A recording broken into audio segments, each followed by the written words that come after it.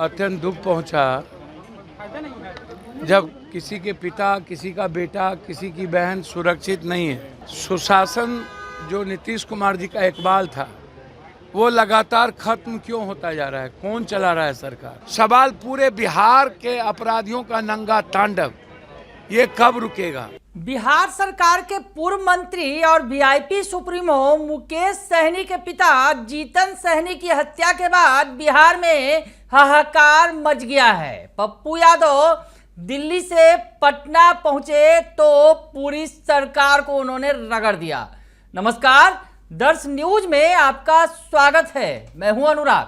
बड़ी खबर है, जिस तरह से दरभंगा के बिरौल में मुकेश सहनी जो वीआईपी सुप्रीमो है, बिहार सरकार के पूर्व मंत्री रहे हैं, उनके पिता जीतन सहनी की निर्मम हत्या कर दी गई।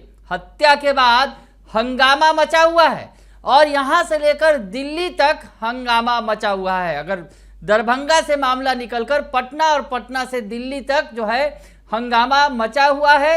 नेता अपनी प्रतिक्रिया दे रहे हैं, चाहे नेता विपक्ष के हों या फिर सरकार के पक्ष वाले। तमाम जो नेता है घटना की निंदा कर रहे हैं। और उसके बाद पप्पू यादव जब पटना पहुंचे हैं तो पटना पहुंचते ही उन्होंने बड़ी बात कह दी है। हत्या को लेकर बड़ा बयान उन्होंने दे दिया है। क्या कुछ कह रहे हैं पप्पू यादव पटना पहुंचने पर, सुन लीजिए आप। मुकेश सहनी के पिताजी की निर्मम हत्या कर दी गई है, क्या कहेंगे? अच्छा, आप एक बात आप बताइए, कल 2 बच्चों की हत्या हुई ना, लगातार दानापुर में कई मर्डर हो गए, पटना में दिन दहाड़े मर्डर हो गए। लगभग बिहार में दहशत का यही आलम है। मुकेश सहनी जी से सुबह मेरी बातचीत हुई, बहुत अत्यंत दुख पहुंचा जब किसी के पिता, किसी का बेटा, किसी की बहन सुरक्षित नहीं है। मुजफ्फरपुर में नौकरी के नाम पर 100 से ज़्यादा बच्चियों के साथ शारीरिक शोषण किया गया। क्या हुआ? उसकी गिरफ्तारी हुई, उस पर एफआईआर हुआ। इस दोनों बच्चों के घटना को लिपापोती करने का प्रयास किया जा रहा है। मुझे समझ में नहीं आता है कि क्या सुशासन जो नीतीश कुमार जी का इकबाल था वो लगातार खत्म क्यों होता जा रहा है? कौन चला रहा है सरकार? अब क्या नीतीश कुमार जी की सरकार पर से का जो इकबाल था वो अब खत्म हो गया? सरकार देख कौन रहा है? हमें तो यह लग रहा है कि लगातार अपराधी, माफिया और ये जो लोकल नेता लोग हैं जिसकी मिली भगत से ड्रग्स का व्यापार, हमारे यहाँ सबसे ज़्यादा ड्रग्स का व्यापार और शराब के व्यापार में इन्वॉल्व हैं नेता लोग और माफिया। और इसमें पदाधिकारी जमीन के माफियाओं के साथ मिली भगत करके लगभग थाना के लोग लगातार पैसा कमा रहे हैं।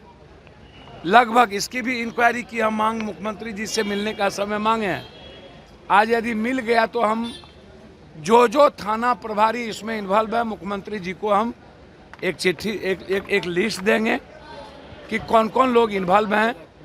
पूरा बिहार ड्रग्स के गिरफ्त में है। गरीब का परिवार बर्बाद होता जा रहा है।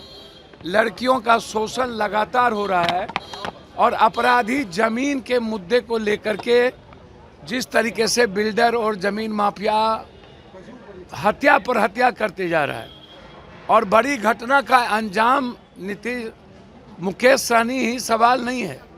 सवाल पूरे बिहार के अपराधियों का नंगा तांडव ये कब रुकेगा? ये इकबाल कब होगा? अभी हम एडीजी से मिलने ही जा रहे हैं। इसी मुद्दे पर सीधा एडीजीपी साहब से मिलने जा रहे हैं। शाम में चीफ सेक्रेटरी से मिलेंगे और हम लॉ एंड ऑर्डर के सवाल पर मिलेंगे। तो मैं एसपीडी ट्रायल की मांग करता हूं, दोनों बच्चों के मुद्दे पर भी, मुजफ्फरपुर के लड़कियों के शोषण के सवाल पर भी और मुकेश जी के पिता की हत्या पर अविलंब गिरफ्तारी, अविलंब कुर्की और जो पदाधिकारी इसमें इन्वॉल्व हैं उसका सस्पेंड हो, उस पर एफआईआर हो और एसपीडी ट्रायल करके तुरंत सजा दिया जाए। संजीव हंस के आवास पर रेड चल रही है। जी गुलाब यादव और तो सुना आपने कि पप्पू यादव क्या कुछ कह रहे हैं। तो पप्पू यादव कह रहे हैं कि उन्होंने पूरी लिस्ट बना रखी है, सीएम नीतीश कुमार से मुलाकात करेंगे और ये लिस्ट उन्हें सौंपेंगे। दरअसल वो पुलिस पदाधिकारियों पर भी निशाना साध रहे हैं। बिहार में जिस तरह से अपराध की घटनाओं में लगातार वृद्धि हो गई है, उसको लेकर पप्पू यादव ने नीतीश सरकार को, बिहार की एनडीए सरकार को पूरी तरह से लपेट लिया और कहा पप्पू यादव ने कि मैं अभी तुरंत एडीजी से मिलने पुलिस मुख्यालय भी जा रहा हूं और मिलकर वहां पर बिहार में जो कुछ हो रहा है, पुलिस नाकाम है, उसकी शिकायत करूंगा और फिर सीएम नीतीश कुमार से भी मुलाकात करके वो लिस्ट सौंपूंगा भ्रष्ट अधिकारियों की, क्या हालात है, किस तरह से पुलिस काम कर रही है, ये तमाम चीजें मैं सीएम नीतीश कुमार के सामने भी रखूंगा। तो बिहार में जिस तरह से हत्या की वारदात से आज सुबह से ही सनसनी फैली हुई है। मुकेश सहनी और वीआईपी सुप्रीमो के पिता जीतन सहनी की हत्या के बाद तमाम तरह के सवाल उठ रहे हैं।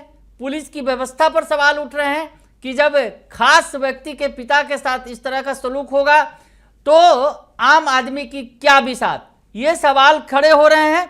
और आपको बता दें अभी जो जिस तरह से खबरें आई हैं दरभंगा से निकलकर कि एसआईटी की टीम का गठन किया गया है और दरभंगा की जो ग्रामीण एसपी हैं काम्या मिश्रा इस घटना की जांच करेंगी, एसआईटी टीम को लीड करेंगी। और इस टीम में जो है बिरौल के एसडीपीओ मनीष चंद चौधरी और बिरौल एसएचओ को और तकनीकी कोषांग दरभंगा को शामिल किया गया है और एसआईटी अपना रिपोर्ट जल्द ही सौंपेगी। तो सरकार जो अब इस पर एक्शन में है, दरभंगा के एसएसपी ने ये टीम का गठन किया है जो इस मामले की जांच कर रही है। और जिस तरह से घटनाक्रम सामने आया है, बक्से बाहर फेंके मिले, घटनाक्रम को अंजाम जो दिया गया है, लूट की वारदात दिखाने की कोशिश की गई है, लेकिन मामला कुछ और भी हो सकता है। जांच चल रही है, लेकिन बड़ा सवाल ये उठ रहा है कि बिहार में अपराधियों का मनोबल बढ़ गया है क्या? और जिस तरह से लगातार आपराधिक वारदात को अंजाम दे रहे हैं अपराधी, पुलिस उन्हें कंट्रोल करने में नाकामयाब हो गई है क्या? तमाम जो है ये इस तरह के सवाल उठ रहे हैं। बने रहिए दर्शक न्यूज के साथ, तमाम खबरों से आपको अपडेट रखेंगे। फिलहाल के लिए इतना ही, धन्यवाद।